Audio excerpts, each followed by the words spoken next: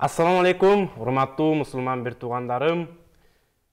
Барыңыздарды ыйык Рамазан айы менен дагы бир жолу куттуктап кетем. Кандайсыздар, амансыздарбы? Бүгүнкү орозоңуздарды жаратканым кабыл кылган болсун. Кайрадан мен сиздер менен Турганбай Памири ыйык Рамазан 2022 көрсөтүүсүн алып барып атам. Жана бизде бүгүн өзгөчө конок, жаныбызда олтурган устаз Равшан Ажы Эрматов, Кыргызстан мусулмандар дин башкармалыгынын окуу бөлүм башчысы. Устаз, биздин эфирге кош келипсиз. Кандайсыз?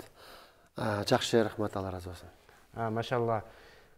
Бүгүнкү темабыз ыйык Рамазандын айынын сүннөттөрү, фазилеттери жана пайдалары тууралуу болмокчу. Быйылкы Рамазанды өзүңүз кандай тосуп алдыңыз, устаз? Жылдага караганда кандай сезимдер менен, кандай мындай күтүүлөр менен? Рахмат. Бисмиллахир-рахманир-рахим. Ассаламу алейкум, урматтуу кыргызстандыктар, урматтуу мусулман бир туугандар. Жараткан Аллах Таала барыңыздардын орозоңуздарды кабыл кылсын. Ошондой эле орозодо таравих намаздары бар, орозо битир берүү бар. Деги эле Рамазан айы мусулман үчүн мындай бир соопторду көп топтоп ала турган бир өзгөчө ыйык ай. Ушул айда кылып жаткан бардык жакшылыгыңыздарды Кудайым кабыл кылсын дейм. Анан өзүңүз айтмакчы эми орозону абдан жакшы тосуп алдык. Жакшы сезимдер, мындай бир негедир ар жылкы орозо өзүнө таандык айтып бүткүс бир өзгөчөлүктөр менен ар бир мусулманга жакшылык ыргоологондой эле, сүйүүнүч ыргоологондой эле мага да, биздин үй бүлөгө да абдан жакшы мындай кош келдиң Рамазан деп жакшы тосуп алдык. Ооба, туура айтасыз. Себеби былтыркы Рамазан айында ушундай эфирлерди алып барып, ушундай баяндарды кылчу элек. Мен бир жыл ичинде ким бар, ким жок ортолуктан эми жараткан, сүйгөн адамдарын ушу кайрадан Рамазанга жеткизип отурат. Буга дагы шүгүр десек болот. Устаз, Рамазан айында негизи сүннөт, нафилдер фарзга айланат. Ушу Рамазан айындагы амалдар тууралуу айтып кетсеңиз, сүннөт амалдар кандай даражада аткарылат мындай айларга карагандачы? Пайгамбарыбыз саллаллаху алейхи вассаламдын хадисин Hazreti Salman Farsi мындай деп риваят кылат. Шабан айынын акыркы күндөрү болуп калган мезгилде пайгамбарыбыз саллаллаху алейхи вассалам бизге келди дейт. Биз жол отурган болчук дейт. Пайгамбар саллаллаху алейхи вассалам келди дагы бизге хутба жасады. Ал хутбасында бизге мындай деп кайрылды. О мусулмандар, силердин үстүңөргө абдан улуу жана берекелүү ай келе жатат. Ал ай Рамазан ай болуп эсептелет. Рамазан айындагы ибадаттар мындай көп болуп берилет. Бул айдын орозосун Алла Таала парыз кылган, жумурай журтка парыз кылган орозо. Бул айдын ичинде эгер парыз намаз окуса адам, окуган парыз намаздары, парыз амалдары 70 парыздын ордунда кабыл болот деп айткан. Ал эми жөн эле сүннөт же нафил ибадаттар менен Аллага жакын болсо, анда анын окуган же кылган сүннөт амалдары бул парыздын ордунда кабыл болот. Демек бул ушундай бир парызды аткарсаң, кандай эле парыз болбосун, зекет берсең, намаз окусаң, же дагы бир кандайдыр парызды өзүңдүн парызыңды аткарсаң, бул орозо айында 70 эсе көп сооп берилет. Анан ошондой эле бул айдын ичиндеги берекелүү айды кылып айтты. Рамазан айында ким оозу ачыра турган болсо, Алла Таалага мындай күнөөлөрүн кечирип, кечке орозо туткан адамдын орозосуна бап барабар соопту берет деп айтты. Ошондо адамдардын бирөөсү туруп айтты: "О Аллахтын элчиси, биз кедейлер, колунда жок адамдар, оозу ачыра албаган адамдар бул сооптон кур калат го" деп айтканда, пайгамбарыбыз айтты: "Жок, бул орозонун сообун, орозо туткан адамдын сообун Алла Таала анда бир курмага же бир кичинекей сууга, бир урттан болсо дагы, же кандайдыр бир суусундукту ичирүү менен деле ушул ооз ачыруунун сообун алса болот" деп айтты. Демек бул азыр кээ бир инсандар көптөгөн адамдарды чакырып ооз ачырып жатат. Бирок көп адамдардын мындай ооз ачырганга мүмкүнчүлүгү жок. Бирок буларга дагы бул хадисте мүмкүнчүлүк берилип атат да. Ар ким мисалы үчүн өзүнүн үйүндөгү эле курмасынанбы, же багында өсүп турган мөмө жемиштериненби, же сууну алып чыгып, ушул орозодарлар, көчөдө мусафирлар, же болбосо жол жүрүүчүлөр үйүнө жетпей турушат, же болбосо мешитке келип намаз ачабыз деп турган адамдарга барып, бир курма берип болсо дагы орозосун аштырса, ушул орозо туткан соогун алат деп айтылат. Андан тышкары бул Рамазандын ичинде түнкү ибадатты Кудай Таала өзгөчө бир сооптуу иш кылды дейт. Кайсыл десеңиз, бул таравих намазы. Мына таравих намазы бизде да абдан жакшы белгиленет. Мисалы үчүн бул биздин ыйык Мекке шаарында Масжидул Харам деп коебуз, Каабатуллада куптан намазы бүтүп, таравихтерди окуп алгандан кийин кыямул лайл деп кечесинде таң атканга чейин, багымда ооз бекиткенге чейин түнү бою ибадат болуп чыгат. Уктабай, Бул намаз жүрө берет, каалоочулар келип катышып, ошол Куранды окуп турат. Анан бул айдын дагы бир өзгөчөлүгү шахру Рамадан аллази фихи унзила фихи Куран, садакаллаху алазим, Куран аяттары. Бул эмне десе, Куран менен орозонун абдан тыгыз байланышы бар. Себеби орозо айында Куран түшкөн. Куран түшкөндүктөн Куран-ы Каримди бул орозо айында таравих намаздарында 30 пара Куранды ошол таравих намазында бир жолу хатым кылышлык бул сүннөт болуп эсептелет. Жалпы мусулмандарга.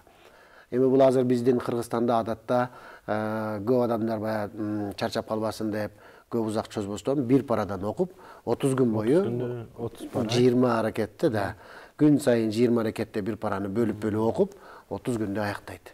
Бул дагы биз үчүн ошол хадистерде айтылган соопту камдап алууга абдан жакшы өбөлгө. Ошондуктан биз таравих намазына катышканга аракет кылышыбыз керек.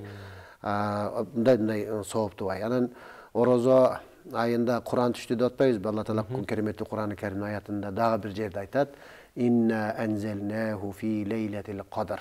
Садакаллаху алазим. Албетте биз чындыгында Куран-ы Каримди Кадыр кечесинде түшүрдүк дейт. Жалпы Рамазан айында Куран түшкөндүгү, анын ичинде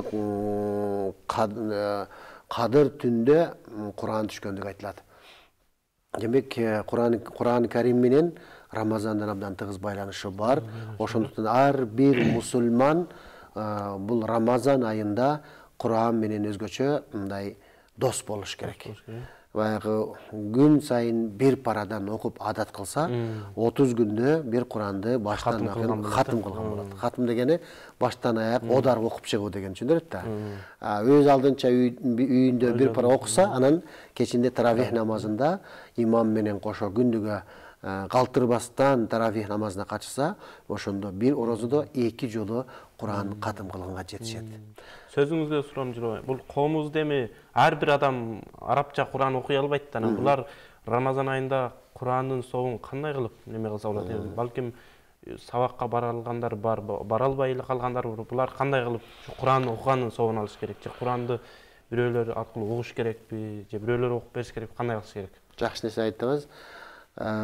Бул жерде биринчи Куран-ы Каримди окуганга, Куран-ы Каримди окуп үйрөнүп алганга ар бир адам аракет кылыш керек. Ар бир мусулмандын ыйык парзы. Ошол мусулманга деп Кудай Таала түшүрүп берген ыйык Куран-ы Каримди окуй албайм деш, азыркы акыркы заманда өнүккөн заманда бул уят иш да.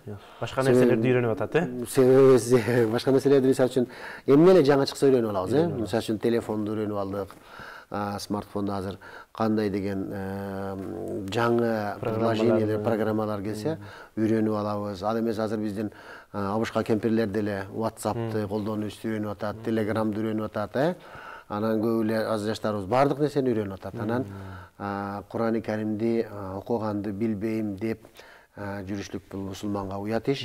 Бул дүйнөдө да уят иш, ал ахиретте дагы өтө осолдук иш болот. Бул жагынан айтып коюш керек. Ошондуктан аракет кылсак, бул бат эле үйрөнүп ала турган нерсе, кыйын нерсе эмес. Бул биринчиси. Экинчиси эми учурда азыр үйрөнө элек болгон болсо эмне кылса десе, албетте колунан келгенче Куран-ы Каримди окуса болот.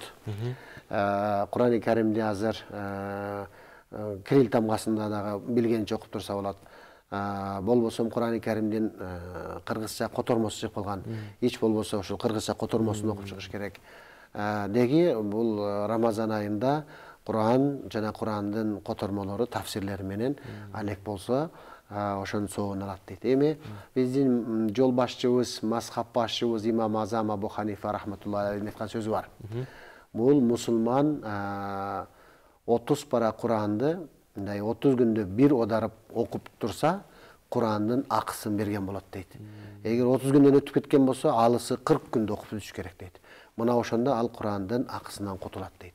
Эгер ал окубаса, демек Kur'ан өзүнүн акысын талап кылат. Билип туруп окубаса анда албетте Kur'an-ı Kerim'de bilgenler, okuy alganдар, билип туруп окубаса албетте билип туруп деле жалкоолук кылып окугандар бар. Мисалы окуганды билет, үйрөнгөн, бирок бир башка дүйнөлүк нерсеге азгырылып кеткен.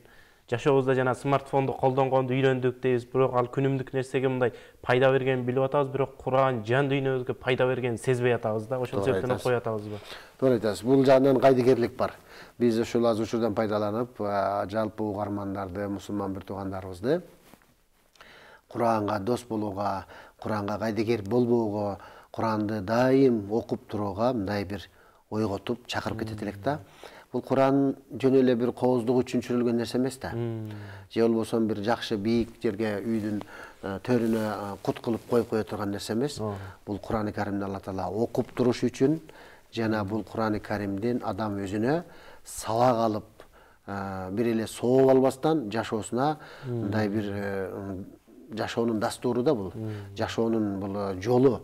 Мындай мусулман, чыныгы мусулман бул Куран менен жашаш керек. Курандын көрсөтмөлөрү менен баягы чыныгы момун мусулмандын касиетин ушул Куранды окуган сайын адамга келет. Ошондуктан азыр учурдан пайдаланып орозодо көп мүмкүнчүлүктөр бар. Ошол көптөн бери китеп окуй элегилем, бир окуйн деп аткан болсо, Куран-ы Каримге убакыт бөлүп, ошол Куран-ы Каримдин котормосун, маани маңызын окуш керек. Бир Куран-ы Каримде аят бар да, мындай дейт: "Аллазина yazkurunalloha qiyaman wa qu'udan wa ala rabbihim sadaqallohul azim."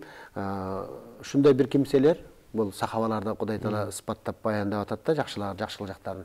Алар yazkurunalloha qiyaman wa qu'udan wa ala junubihim wa yatafakkaruna fi khalqis samawati wal ard. Sadaqallohul azim. Ушундай бир кимселер алар отурса да, турса да, жатса да Алла Тааланы эстешет. Кантип эстейт? Субханаллах, алхамдулиллах, Аллаху акбар. Шоң немелер менен эч Аллахты эсинен жадынан чыгарбай турушат.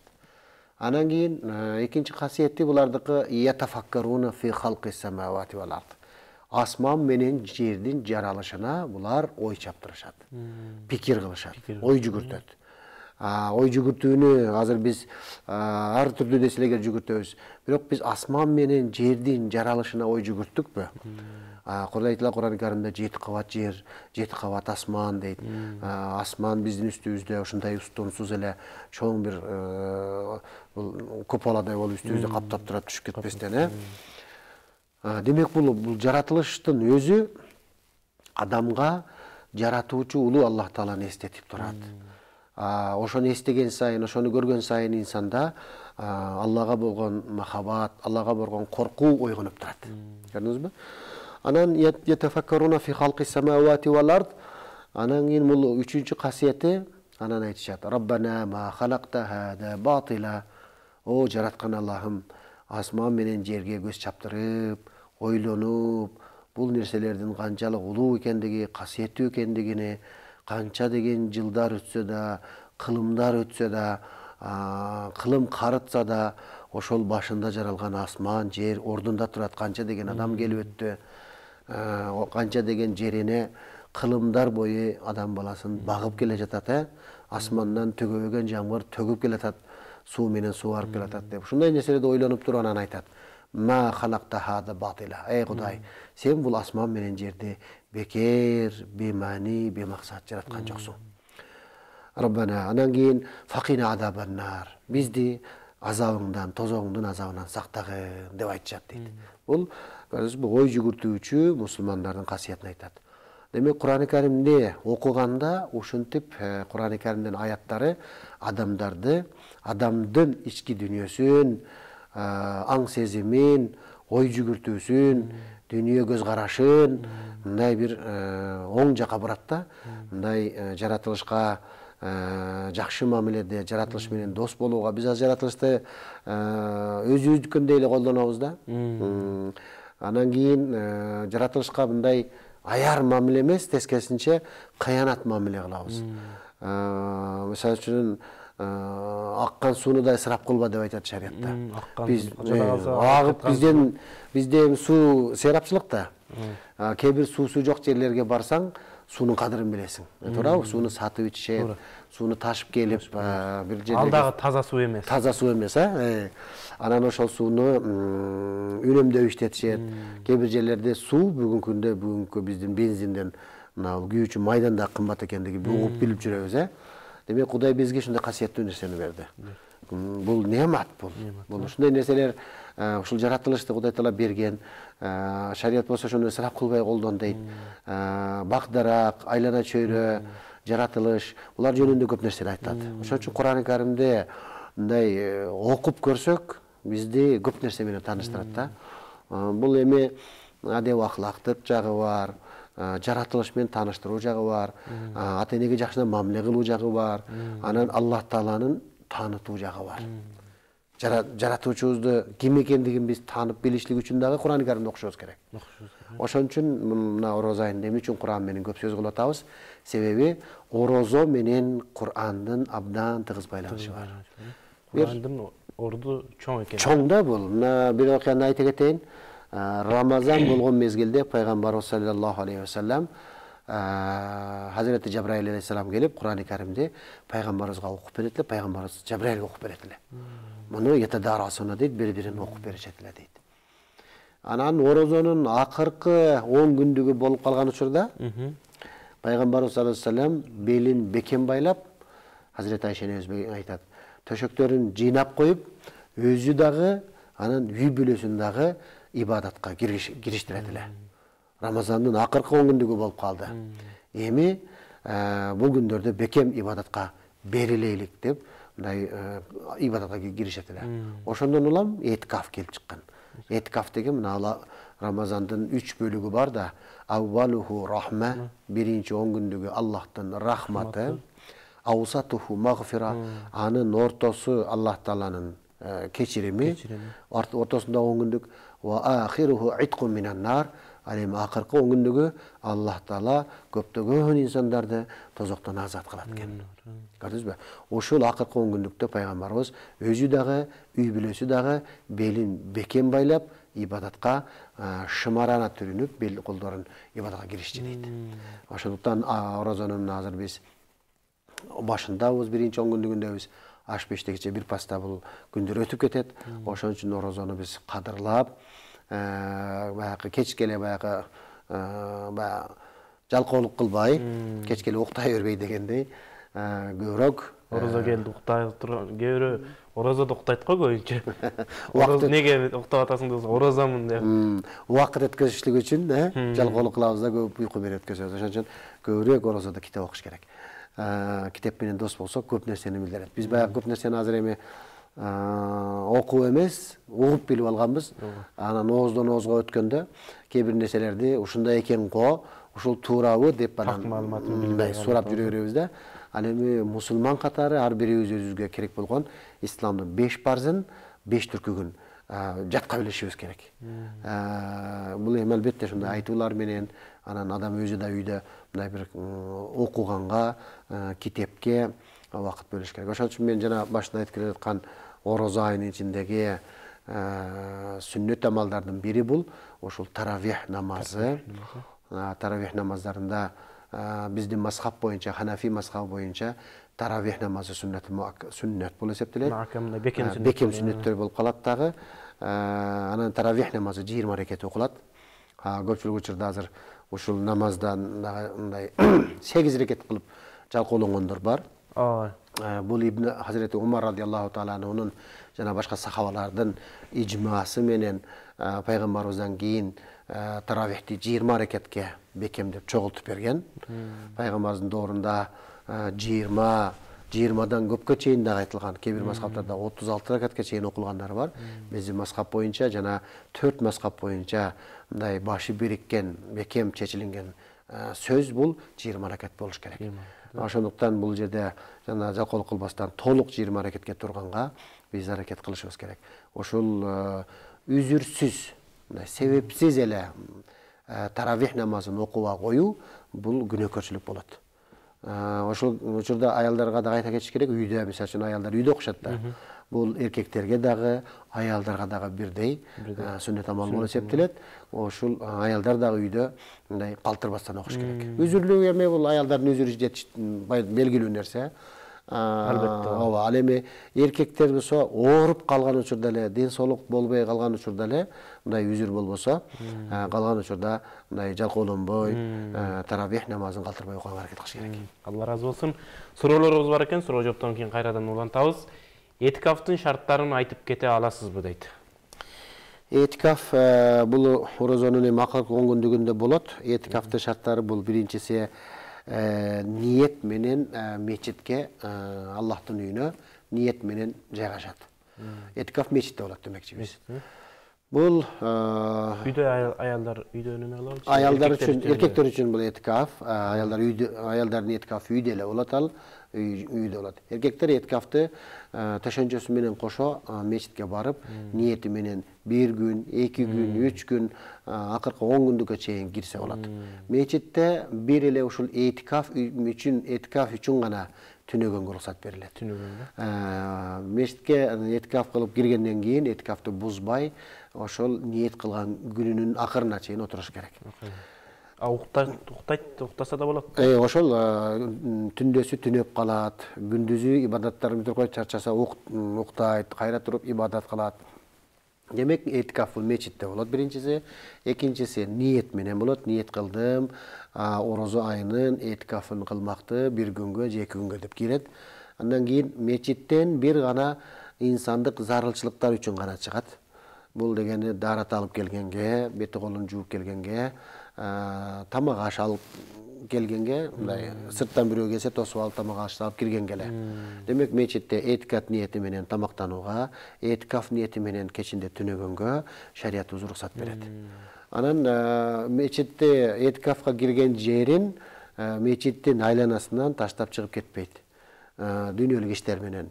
Иш жумушуна кетип калып, соода сатыгына кетип калып, же жөн эле мечиттин сыртына чыгып алып, дүйнөлүк сөздөр менен баягында дүйнөлүк сөздөр менен алек болуп турушлук этикафты бузуп коет. Ошондуктан бул жерде жалаң мечитте гана болот. Эми этикафта отурганда эмне иш жасайт?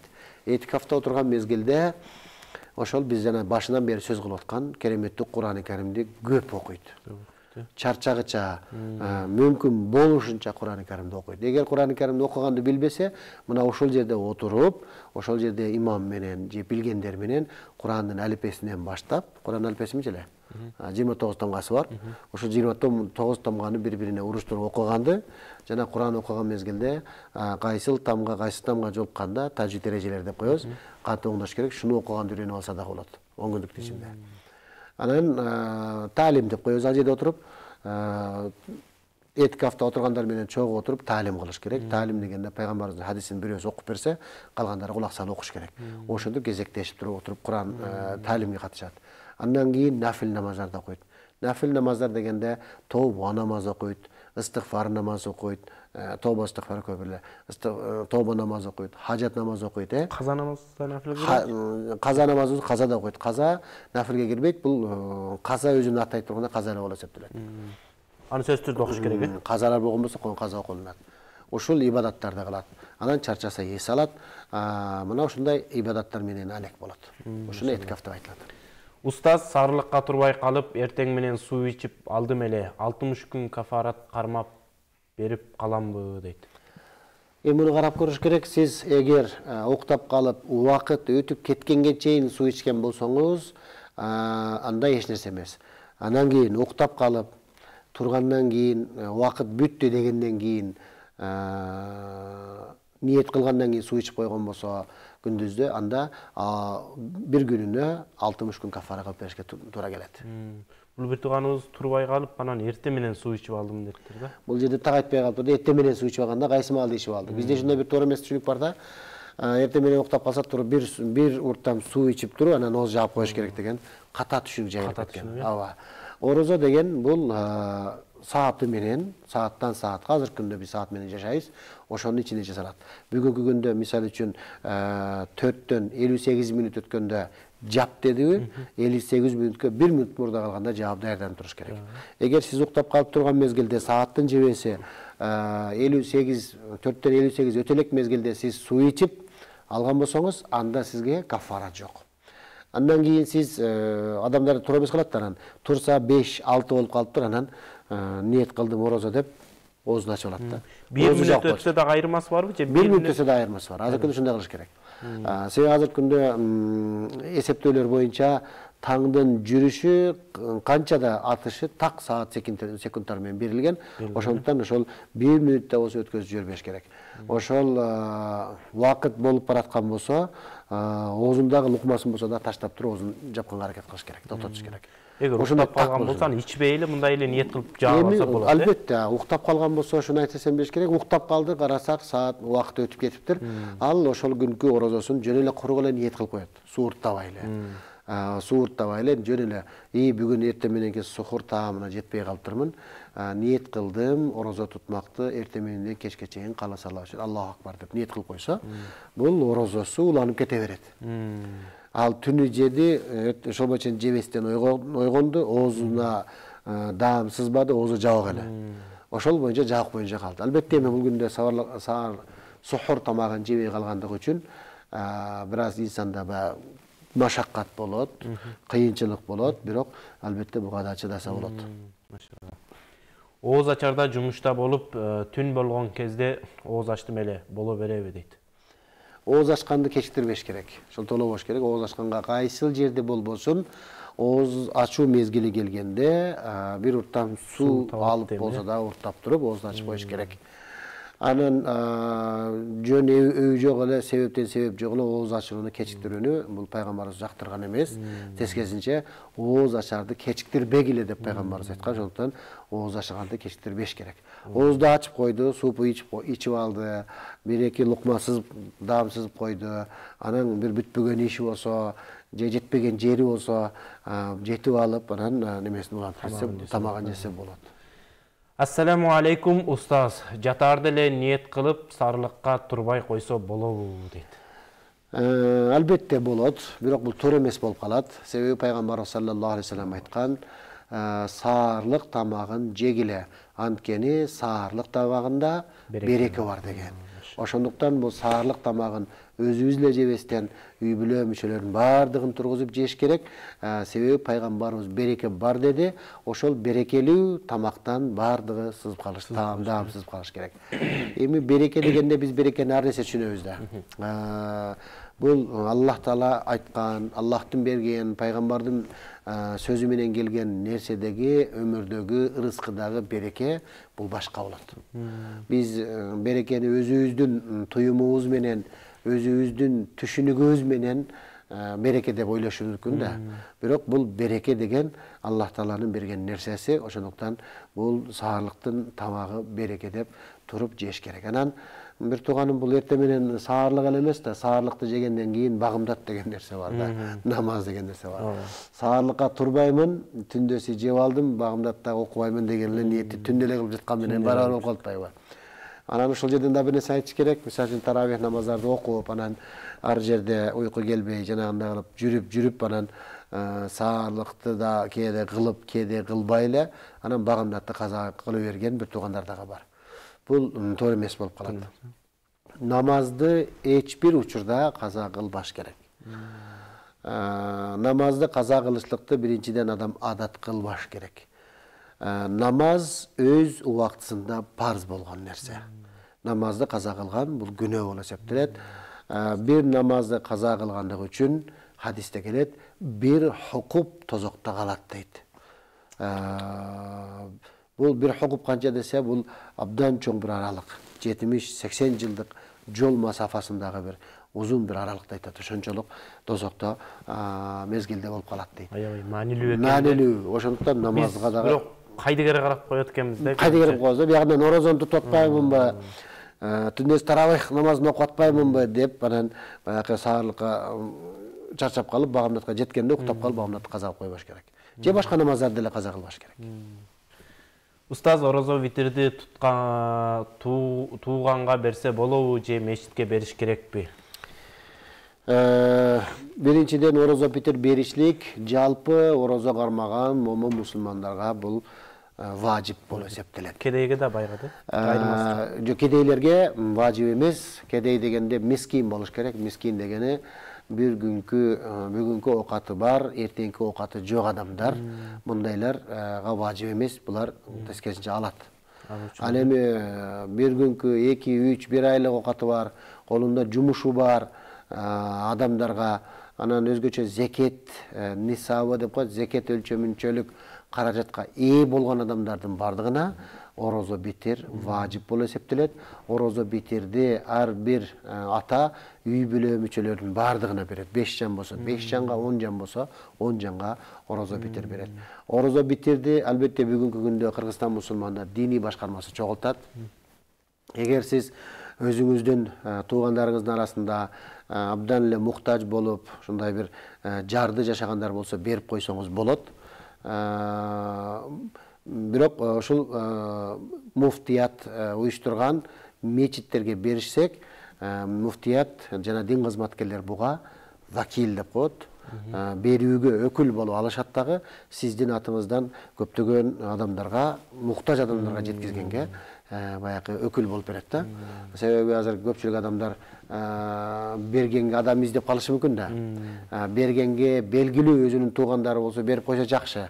Бирок бардыгы эле кимге берсем экен деп калбаш үчүн жана ошол көп жардылар, муктаждар бүгүнкү күндө мечитке кайрылып атат. Казияттарга кайрылып атат арыз менен, оорукчандар кайрылат, майыптар кайрылат, чындап эле муктаж болгондор кайрылат. Бул адат болуп калган. Ошондуктан муну расмий ошо мечиттерге берсе дагы болот. Бирок азыркы күндө Алымдар кеңешинин токтому чыккан, эгер өзүңүз үй бүлөңүздө жакындарыңыздын арасында орозо битирге өтө муктаж адам болбосо, мечитке берген жакшы. Өтө муктаж. Ассаламу алейкум устаз. 1,5 жаштагы балам сүт эмбейт. Орозо кармап атам. Эч нерсе болбойбу? Албетте орозо тутууну токтотуп туруучу себептер бар шариятыбызда. Ошолордун бири бул көкүрөк эмизген энелер болот. Себеби ал эки жан баягы сүт эмүүчү балага толук сүт болсун деп, эне өзү да эмизип туруп көп кыйналып калбасын деп шариятыбыз башка күндөргө жылдырып берген аны. Ошо баласы чоңоюп калгандан кийин, сүттөн чыгып кеткенден кийин кармап берет.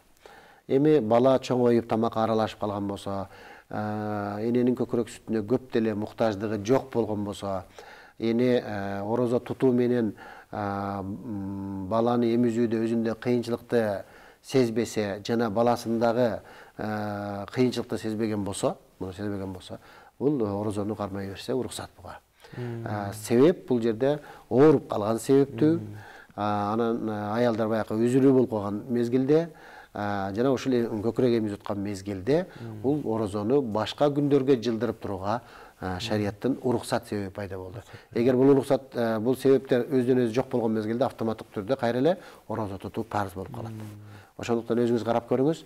Эгер сиз өзүңүздө кыйынчылыкты сезбесеңиз, балаңыз кыйналып калбай турган болсо, орозону уланта бересиз.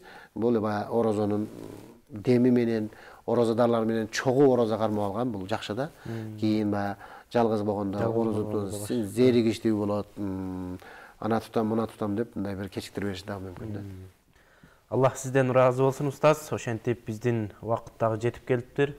Анай берекелүү сөздөрүңүздүн ушу ыйык Рамазан айында айтып келдиңиз. Албетте бул башка учурда сүйлөгөн сөздөрүбүз дагы мындан ыйык Рамазан айында сүйлөгөн сөздөрүбүз албетте жараткан береке берет. Анткени жаратканды эстеп, пайгамбарыбызды эстеген аяттар менен сүйлөп келдик. Ошол эми акыркы сөзүңүздү кыргыз элибизге, мусулман бир туугандарыбызга бир насаат кеңешиңизди айтып, эфирибизди жыйынтыктай берсек. Рахмат. Эми акырында айтарым эмне? Жалпы момун мусулмандарды, замандаш мекендештерибиздин баардыгын орозосу кабыл болсун дейм. берген орозо битериңиздер кабыл болсун, берген зекеттериңиздер, кайрымдуулук оза чараларыңыздар баардыгын Кудайым кабыл болсун. Алла таала жерибизге, журтубузга, мамлекетибизге тынчтык берсин, амандык берсин. Дайыма Кыргызстандын асманы ачык, тынч болсун дейбиз. Элибизде токчулук, молчулук болсун дейбиз. Дыйкандардын иштерине Кудай таала береке берсин. Ишкерлердин ишине береке берсин. Алыста сапарда жүргөн, мигрант болуп жүргөн туугандарыбыздын дагы Алла таала сапарларын олжолуу кылсын. Ооруп жаткандарга Кудай таала шифа берсин. Перзент талап болгондорго Кудайым перзент берсин дейлик. Деги бардык момун мусулмандардын, бардык инсандардын жакшы тилеген ой максаттары орундалсын. Бардыгыбыз ошол орозонун жакшы касиеттерине мындай жалкоолук кылбастан эришүүгө Кудай таала тауфик берсин деп айтмакчымын. Амин. Алла разы болсун. Ассаламу алейкум. Барыңыздарга кайрадан мен Турганбай Памири. Ийик Рамазан айыңыздар дагы жолу куттуу болсун. Ар бир кылган амалыңыздарды жаратканым өзү кабыл кылган болсун. Ассаламу алейкум ва рахматуллахи ва баракатух.